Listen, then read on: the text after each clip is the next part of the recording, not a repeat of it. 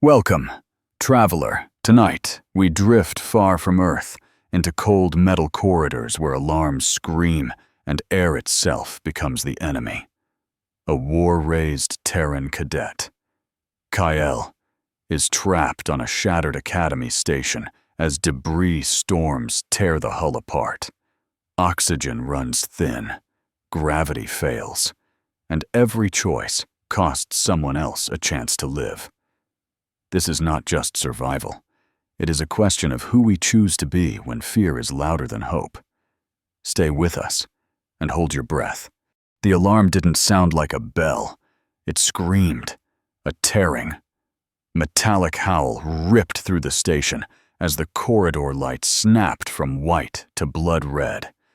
Kael was already running when the deck lurched beneath him. His mag boots clanged against the metal as artificial gravity stuttered, surged, then dropped to half.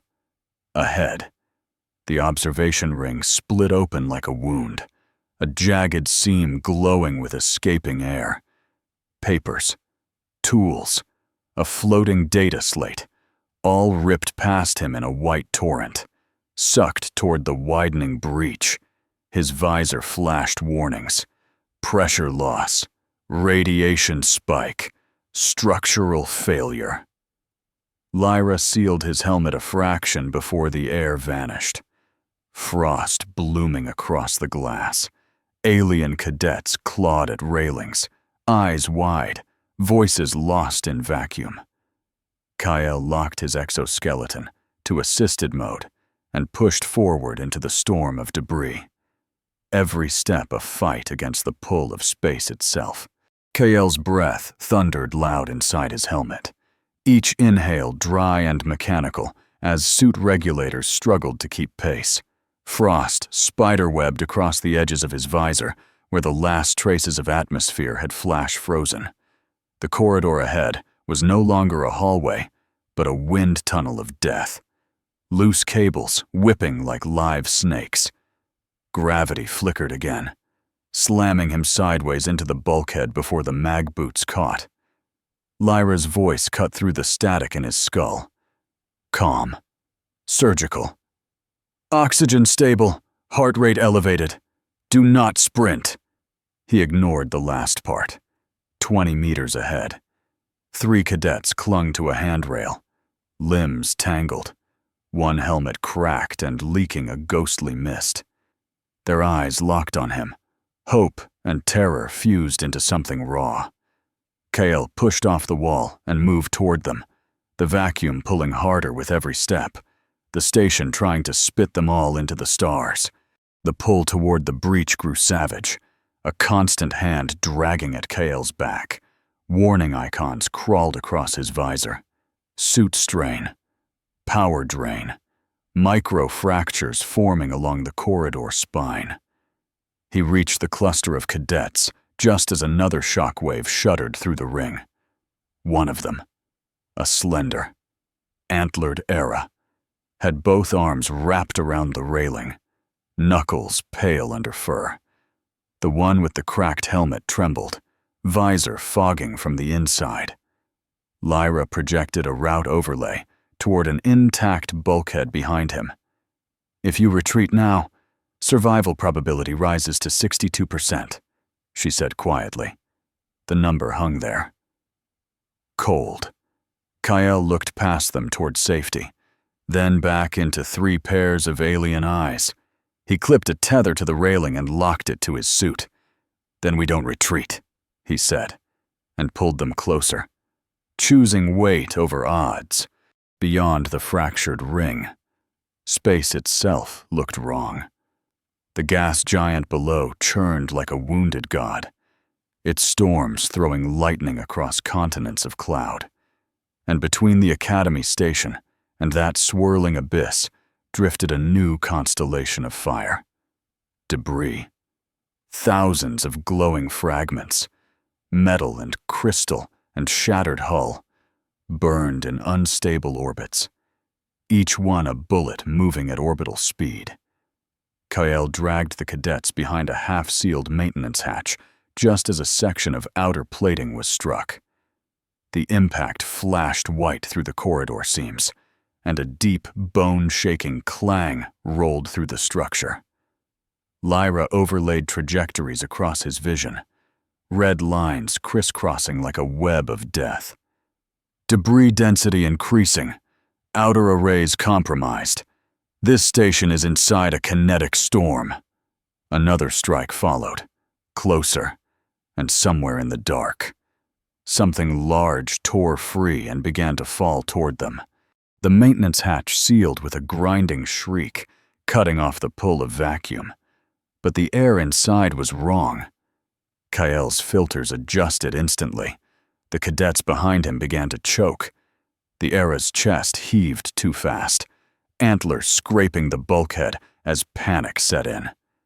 The third cadet, a squat, scaled Yundi, fumbled with a portable canister, claws shaking.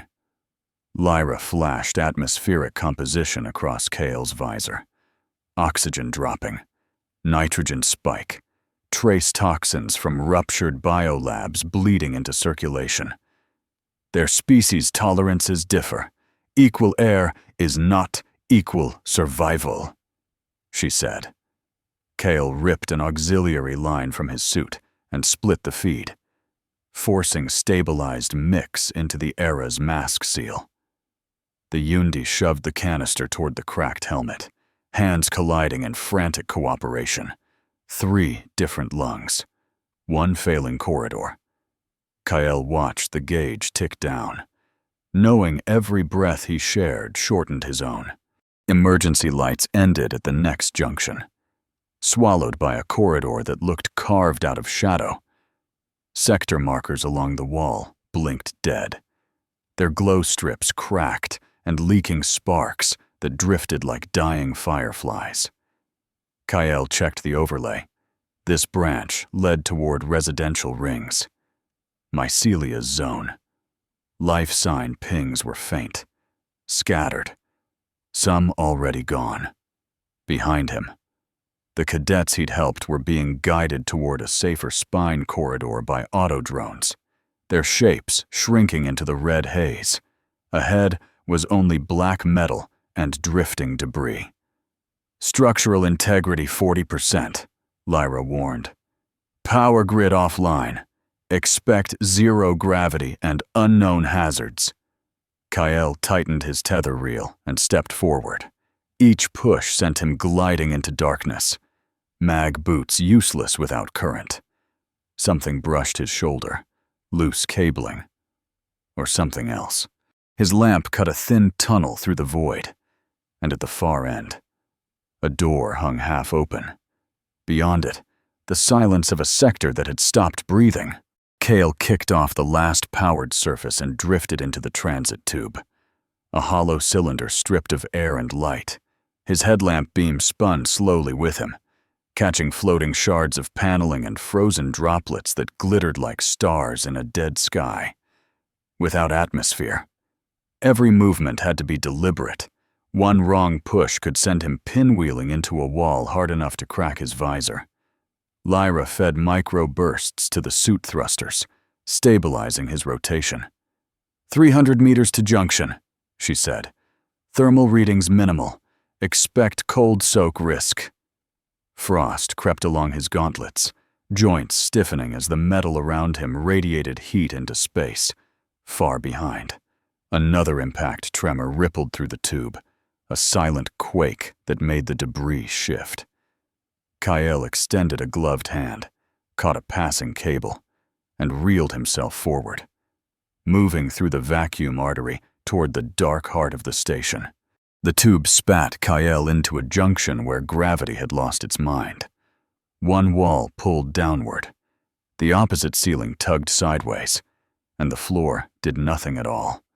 Loose crates drifted, then slammed at odd angles as the fluctuating field pulsed like a failing heartbeat. Lyra overlaid vectors across his visor, arrows bending and snapping with each surge. Grav grid desynchronized, step timing critical. He extended a boot, mag lock catching for a fraction of a second before the pull shifted, dragging him across the corner seam. He kicked off, twisted, and latched onto a ladder rung that suddenly weighed twice as much. A surge hit. Everything fell up. Kael rode the swing, exoskeleton compensating, muscles burning under servo strain, beyond the warped junction. A hatch blinked amber, its manual wheel floating free. He lunged, grabbed, and hauled himself through as the gravity pulse snapped again behind him like a trap closing. The hatch opened into a compartment coated in a faint, silver haze. It wasn't smoke. It pulsed, slow and rhythmic, like the inside of a living lung. Kael's visor flagged airborne spores, harmless to Terran filters, but vital to Chatan respiration. In the center of the room, mycelia clung to a wall brace, tendril-like filaments spread across a cracked life support node, drawing in the last traces of moisture and carbon compounds. Her movements were sluggish, each breath a full-body shiver. Lyra dimmed Kael's external airflow to avoid disrupting the fragile microclimate. He pushed closer, careful not to stir the air. Mycelia's bioluminescent patterns flickered when she saw him, weak but steady. The room was dying, atmosphere thinning, fungal growth receding from the walls. Kael anchored himself beside her and sealed a portable humidity pack to the vent, watching the mist thicken again, buying her one more breath in the dark. A shadow moved at the doorway, and Kael's heart kicked. But it was Tarek and Solon, drifting in with a crate wedged between them. The box wasn't a supply pod. It was a gutted power relay, wires spilling like veins.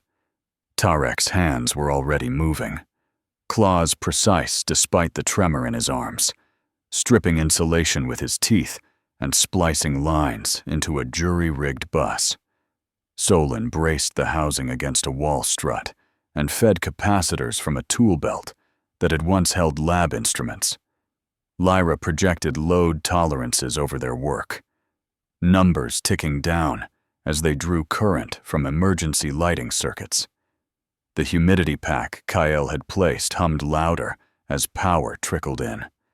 Mist thickening around mycelia's filaments, the compartment warmed by a fraction of a degree. 30 seconds at a time, Lyra warned. Then we rest the cells. Tarek nodded, already planning the next surge. Engineers' hands building breath from scrap. Power bought them minutes, not strength. Tarek's hands began to shake harder, Soline's breathing turning shallow under the strain of low-gravity surges and cold soak. Mycelia's glow dimmed between humidity pulses. Kael dug into the thigh pouch of his suit and pulled out a sealed ration tube. Bright Terran sugar cubes meant for trade. Not triage. Lyra flashed compatibility overlays. Glucose metabolizable across 3 of 4 present physiologies. Dose carefully. Kael cracked the tube and the scent of sweetness cut through metal and ozone. He pressed a cube into Tarek's palm, another into Solon's, dissolving one into Mycelia's moisture stream so her filaments could absorb it. The effect was immediate. Hands steadied. Bioluminescence brightened. Pupils sharpened. Short burn, Lyra cautioned. You're borrowing from later. Kael swallowed one himself, feeling warmth spike through his veins. A small, stolen sunrise in a room trying to freeze them all. The next hatch opened onto heat, not warmth, heat that crawled through the suit plating and made Kael's skin writhe. A maintenance corridor ahead burned in pulses, ruptured oxygen lines feeding blue-white tongues of fire that rolled along the ceiling like living things. The gravity field flickered, sending flames bending sideways, then down, then straight toward them. Thermal window, 9 seconds between surges. Lyra said. Tarek secured the power crate to his back, Solon shielding Mycelia's fragile frame as Kael took point. He timed the rhythm. Roar. Dip. Roar. On the lull, he pushed off. Mag boots skimming molten flecks that hissed against his soles. Heat alarms spiked. The air tasted of metal through the filters. Halfway across, a new jet ignited, cutting the path in two. Kael dove through the narrowing gap, rolling, feeling the fire claw at his back plating as the corridor tried to turn them all into smoke. The comms hub looked like a crushed lung. Ribs of antenna struts bent inward, panels peeled back to vacuum. Kael anchored to a handrail, while Tarek and Solon hauled the relay crate onto the central console. Lyra painted a ghost of the original circuitry over the wreckage. "We can't restore range," she said, "but a burst may punch through." Mycelia pressed filaments to a cracked coolant line, wicking condensation to keep the processor from cooking. Kael jammed a power lead into a scorched port. Sparks bit his glove. "On my mark," he said, voice thin with suit reverb. The debris storm outside flashed like distant lightning. He slammed the contact. The dish outside twitched, shuddered, and a needle of signal lanced into the void. For one breathless second, the station spoke. Then the lights died again, leaving only the echo of hope ringing in the dark. A reply came as a whisper buried in static, thin but real. Lyra boosted it, translating the compressed burst into words across Kael's visor. "Patrol fleet acknowledges distress.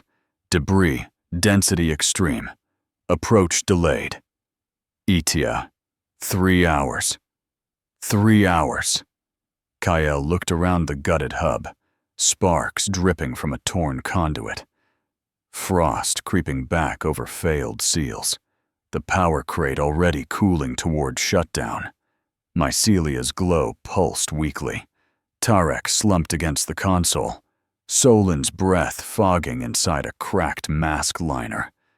Outside, a chunk of hull spun past the viewport and clipped an antenna, shearing it away in a spray of shards. The station groaned, a long metal ache. Lyra overlaid structural decay in red. Integrity falling faster than rescue window. Hope had arrived, but it moved too slow, and the storm outside did not care that someone had answered. For a moment, no one spoke.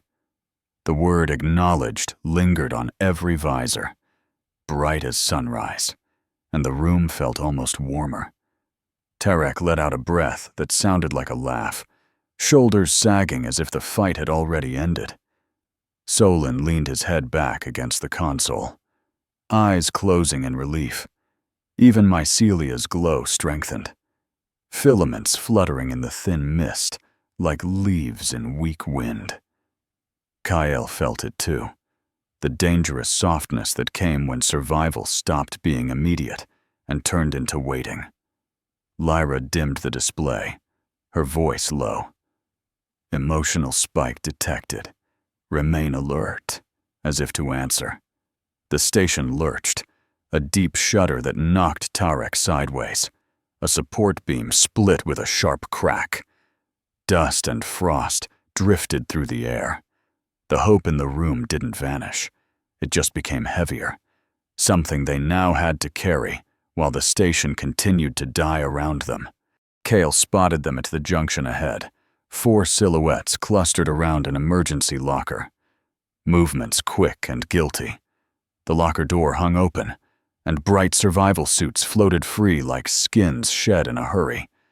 One of the figures shoved another aside, claws scraping metal, trying to pull a second suit over already armored shoulders. "Stop!" Kael called, voice echoing flat through his helmet speakers. They froze, then turned, eyes wide behind mismatched visors. Fear, not malice, but fear could be just as cruel. Lyra projected oxygen countdowns for every corridor around them. Those suits meant life. Without them, someone else would run out of air first. One of the cadets bolted. Grabbing a pack and kicking off down a side passage, Kael pushed forward, exoskeleton humming. Knowing this fight wasn't about strength, it was about who got to breathe when the numbers ran out. Kael didn't chase. He took one step after the fleeing cadet, and his suit bucked under him. The exoskeleton's hum dropped into a rough, uneven grind that vibrated through his bones. Warning bands flared amber across his visor.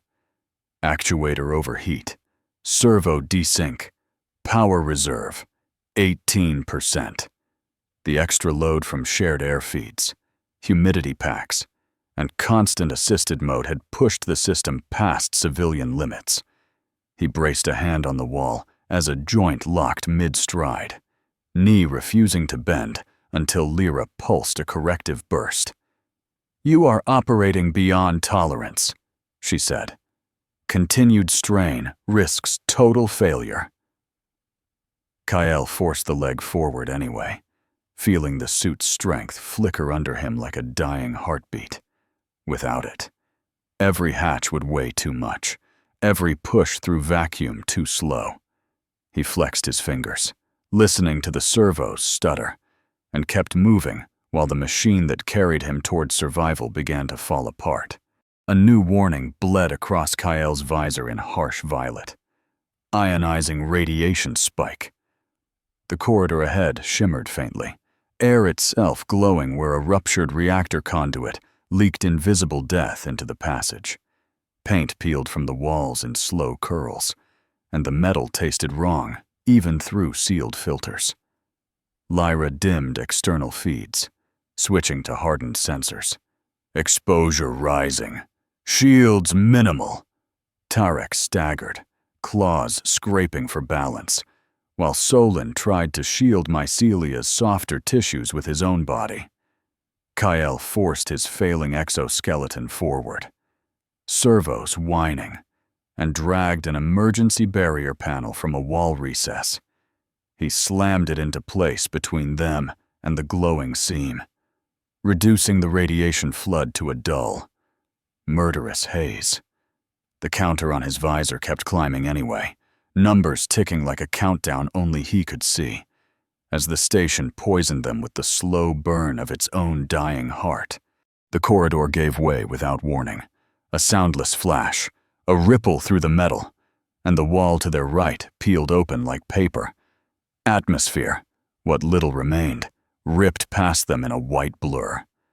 Kael slammed his mag boots down, locking to the deck as the pull tried to wrench him free.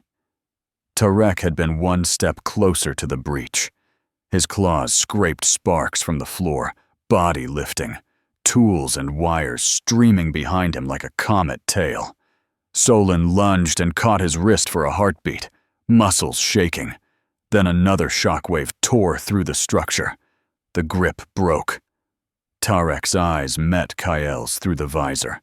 Shock, apology, fear, before the void took him, spinning, shrinking, swallowed by the burning debris field outside. The hatch behind them auto-sealed with brutal finality, leaving only the echo of impact and one less set of hands in the dark. No one spoke after the hatch slammed shut. The only sound inside Kael's helmet was his own breathing.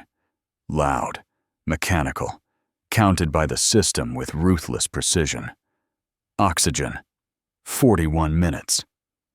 Solon's display blinked lower. Mycelia's emergency environment pack pulsed at half strength, humidity dropping again.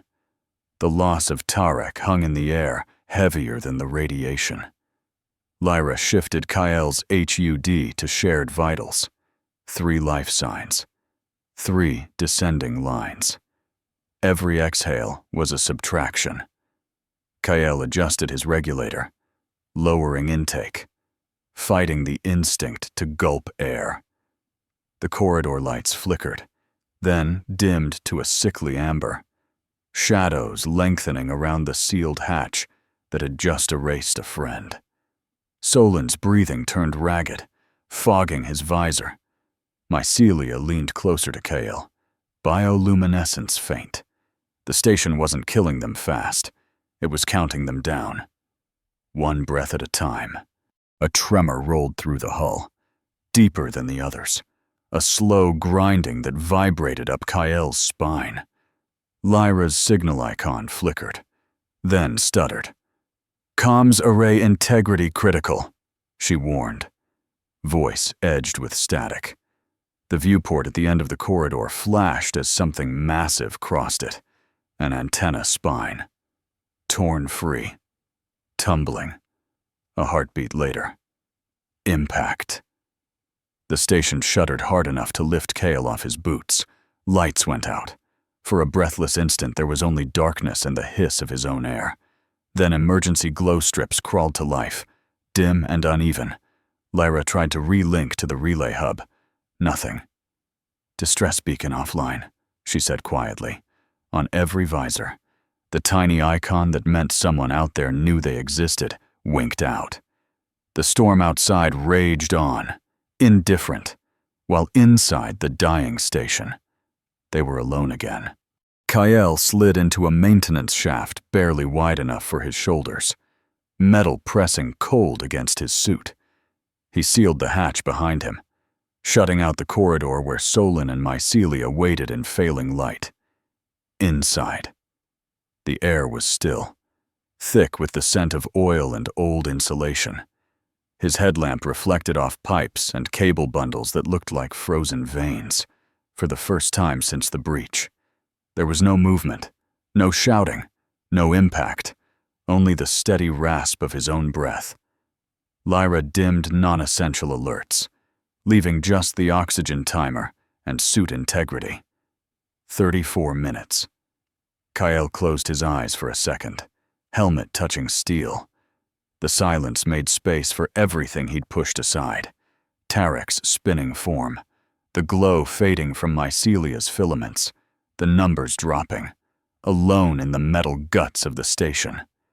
The storm felt far away, but the choice waiting for him felt closer than ever. The quiet in the shaft bent into something else, and Kael was no longer inside a dying station. He was 10 again. Standing on a factory gantry above a sea of machines, stamping armor plates for soldiers he never met. The air there had tasted of hot metal and fear. The floor trembling with every launch from the distant pads. He remembered the first time an alarm like this one had sounded. The supervisor shouting for evacuation while a smaller worker tripped near a conveyor. Most had run. One Terran had turned back, dragging the kid out by the collar as debris rained from the ceiling. Kael had watched that choice burn into his mind, harder than the explosions outside. Lyra's voice threaded through the memory. Gentle. You learned this long ago. Kael opened his eyes to cold steel and ticking oxygen. The lesson hadn't been about surviving. It had been about who you refused to leave behind when survival got expensive. Kael opened the hatch, and the noise rushed back in. Metal groaning. Distant impacts. Solin's labored breathing over the open channel. The oxygen counter ticked down, indifferent. Lyra projected 2 paths, one toward an intact escape pod with a narrow survival margin, the other toward the engineering spine, where a damaged thruster array still showed residual power. Pod path, probability 31% for you alone, she said. Engineering path, low success, higher group survival if achieved. Kael didn't look at the numbers again. He reeled in his tether, locking the exoskeleton's failing joints, and crawled back into the corridor light. Mycelia's glow flickered when she saw him. Solin straightened despite the tremor in his limbs. Kael pointed down the darker route. We push the station, he said. Voice steady now. Or we all drift. The choice settled like weight in his chest, heavy and right. The engineering spine trembled with each distant impact. A long corridor of exposed conduits and torn plating that led to the auxiliary thruster bay. The doors hung crooked, one panel fused open by heat. Beyond it, the chamber yawned toward space, half the outer wall gone. The thruster assembly jutted from the hull like a broken bone. Fuel lines frozen into jagged shapes. Kael anchored his tether and peered out. The gas giant filled half the sky. Storms flashing beneath them. Lyra overlaid the burn vector, a thin green line against a field of red debris paths. "Manual realignment required," she said. "You must engage the gimbal locks externally." Kael stepped into vacuum, boots gripping the hull with a dull thud. The exoskeleton shuddered, servos protesting, but held. He reached the thruster housing, fingers numb inside the gloves, and began to turn the first manual wheel, metal grinding as the station groaned around him. The first impact came as a flash that swallowed the stars. A fragment no bigger than a fist slammed into the hull 10 meters from Kael, punching a glowing crater that sprayed molten flecks into the void. His tether snapped taut, jerking him sideways as the thruster housing rang like a struck bell. Lyra's overlays filled with streaking vectors. "Debris surge! Take cover!" There was no cover, only the curve of the broken station and the open burn of space. Kael wrapped one arm through a support strut and kept turning the wheel with the other, knuckles grinding against frozen metal. Another shard clipped the thruster bell, spinning it a fraction off alignment. He corrected, teeth clenched, breath fogging the visor. Sparks skittered across his suit as a spray of micrometeors hissed past, each one a bullet. The storm tried to tear him away. He held, one stubborn point against a sky on fire. Kael locked the final gimbal with a twist that sent pain up his arm, the manual wheel freezing into place. Lyra's vector shifted from red to amber. "Alignment with intolerance. Initiating ignition sequence." A low vibration traveled through the hull, building into a steady roar that he felt more than heard. The thruster plume blossomed behind him, a spear of blue-white fire pushing against the void. The station shuddered, debris paths bending as their orbit nudged away from the gas giant's pull. Kael's vision tunneled. Oxygen warnings pulsed at the edge of his sight. He clung to the strut, counting heartbeats while the burn timer crawled down. 3, 2, 1. Cut off. Silence returned, broken only by his ragged breathing. Lyra's tone softened.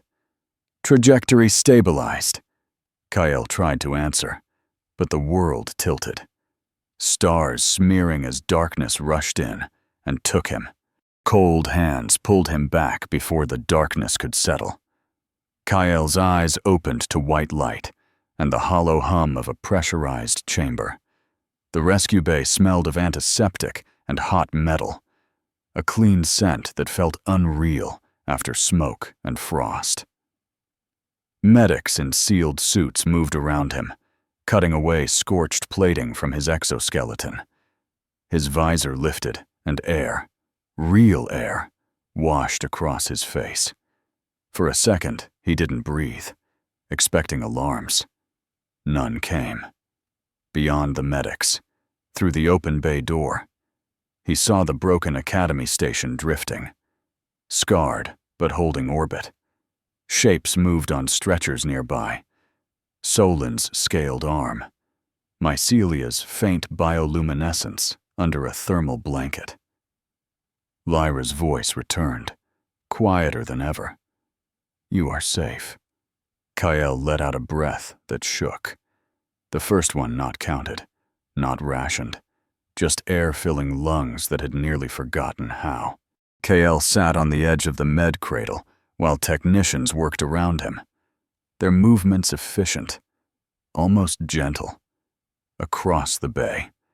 Other survivors were being stabilized, species that once kept distance now sharing space under the same bright lights. When he looked up, he noticed the stairs again, but they were not the same. No flinching, no guarded hostility, just quiet, searching expressions. Solon raised a hand from another cot, scales dulled, but eyes clear. Mycelia's glow pulsed steady beneath a transparent canopy. Filaments spread in slow, living waves.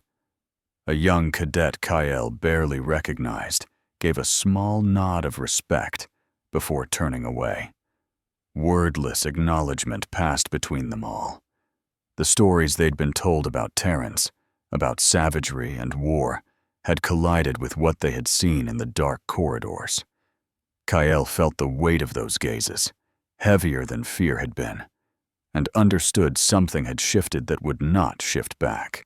Later, when the noise of the bay settled into a low mechanical murmur, Kael stood at the observation port.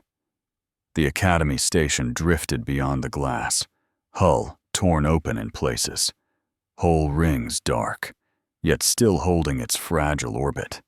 Rescue ships moved around it like careful insects, lights blinking against the endless black.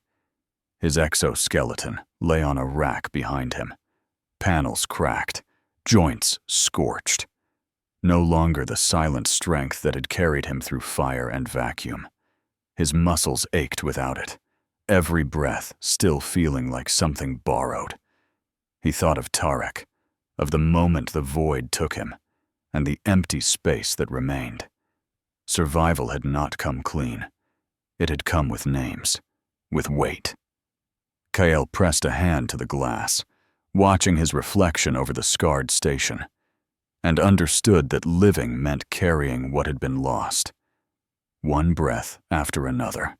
Kael survived, but survival carved its price into memory, into names carried forward with every breath. In the vacuum, strength meant more than endurance. It meant refusing to become smaller than the moment. This story reminds us that humanity is measured not by power, but by who we lift when we can barely stand. If this journey moved you, follow the channel and join us again for more cinematic voyages beyond the stars, where every breath tells a story.